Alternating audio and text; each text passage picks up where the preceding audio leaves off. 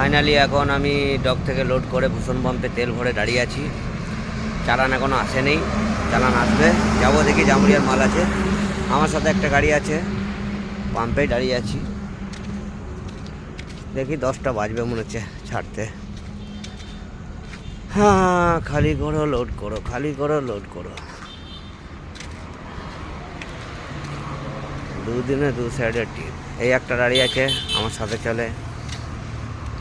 এই হচ্ছে ভূষণ পাম্প, বদলাল চোক থেকে 1.5 থেকে 2 কিলোমিটারের দূরে বাঁ দিকে পাম্প। এই পাম্পে তেল ভালো, মাইলেজটাও ভালো,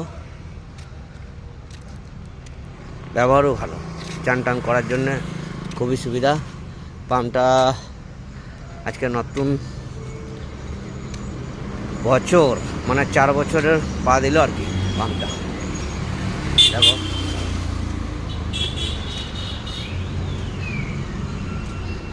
পরিষ্কার পরিচ্ছন্ন ভালো আছে, চান করার জায়গাও ভালো আছে।